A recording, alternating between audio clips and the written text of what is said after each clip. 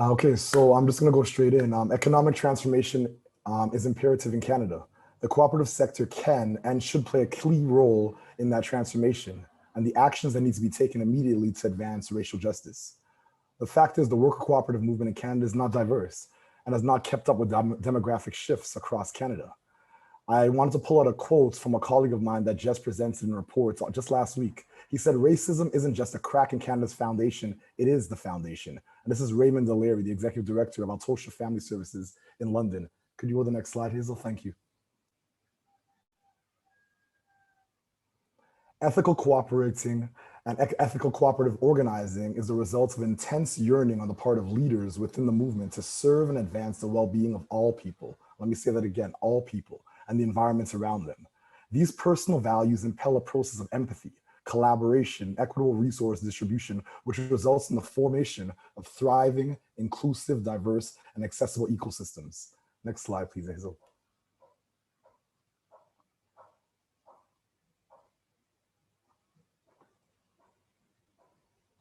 Buzzwords like purpose-driven and cooperation can't be ignored. For better or worse, these phrases offer a golden ticket to publicity and bigger financing for orgs and institutions. The question is, how do we approach cooperative economics ethically in Canada? How can the cooperative movement in Canada authentically and respectfully engage peoples of African descent, Indigenous peoples, and all equity-seeking groups?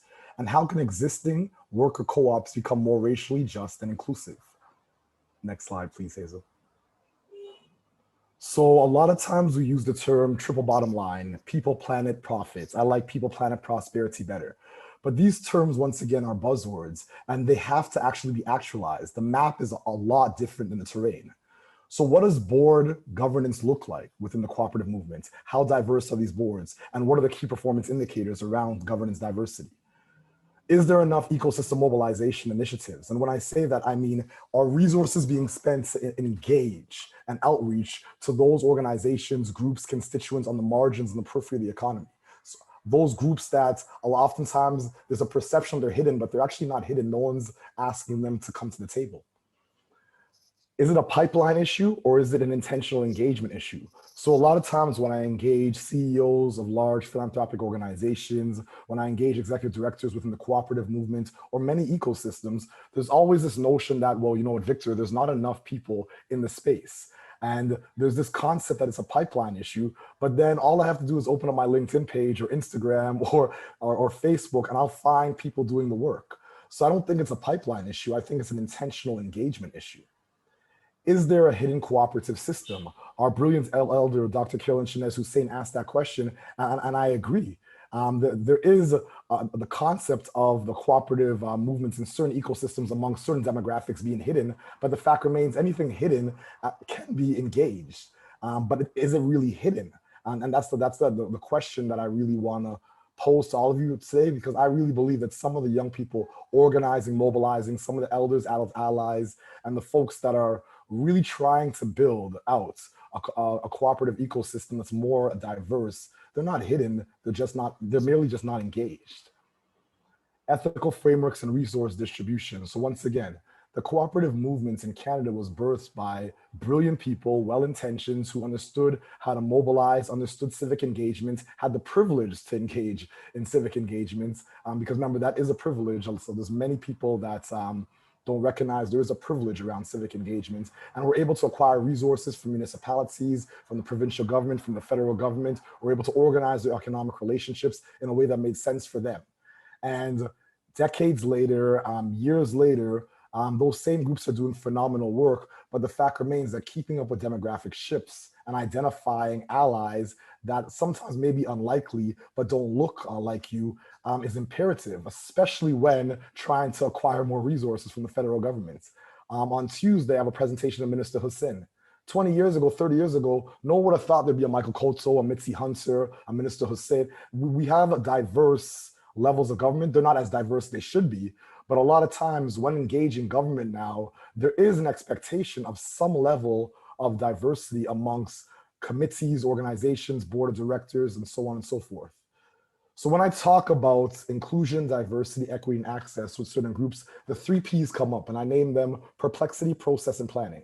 So there's always these People furrow their eyebrows and there's a perplexity like, well, Victor, what do you mean? We're inclusive, we're diverse.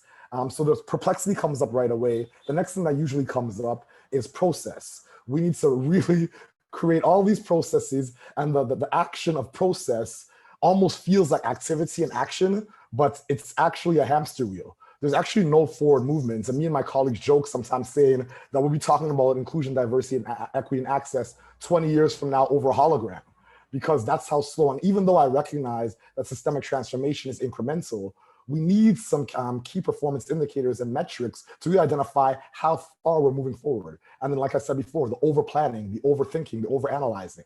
That's very problematic because, once again, it creates a dynamic where if you're inviting people to the table and they're expecting to be included, engaged, and respected, there needs to be an action-oriented, results-oriented approach.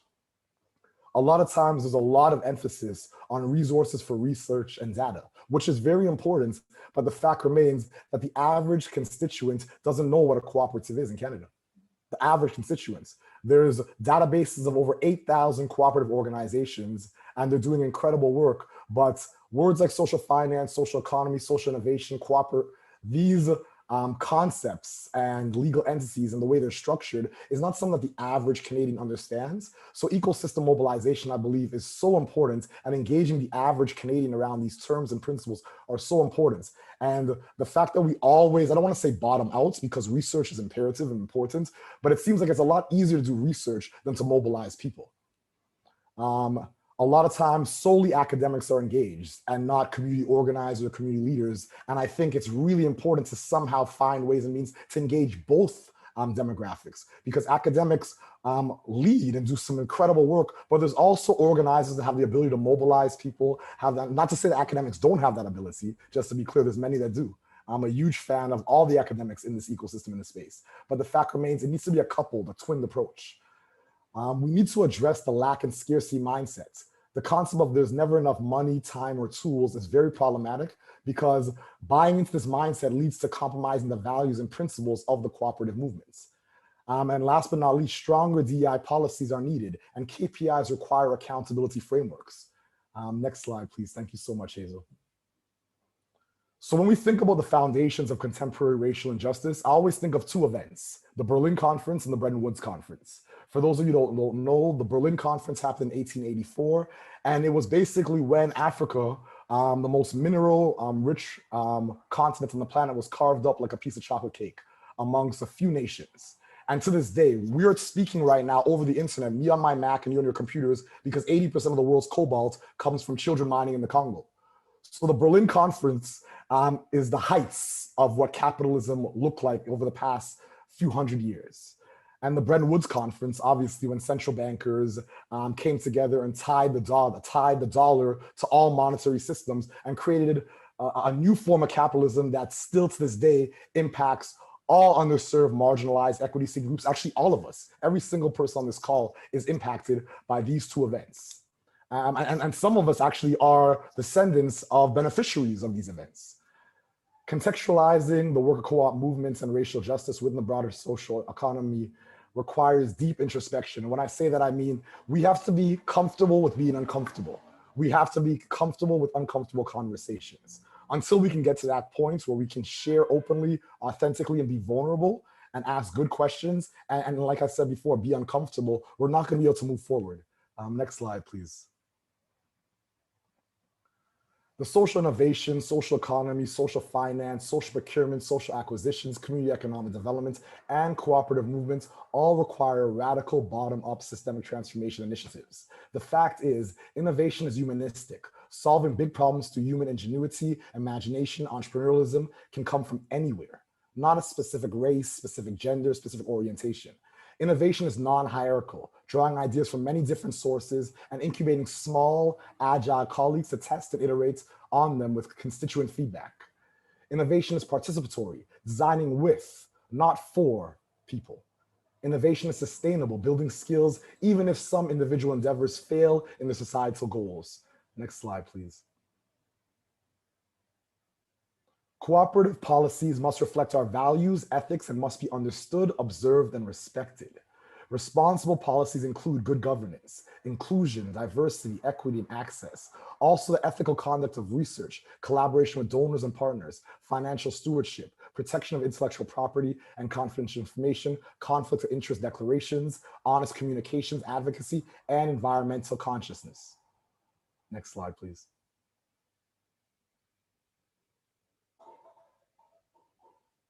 Next slide, please, Hazel.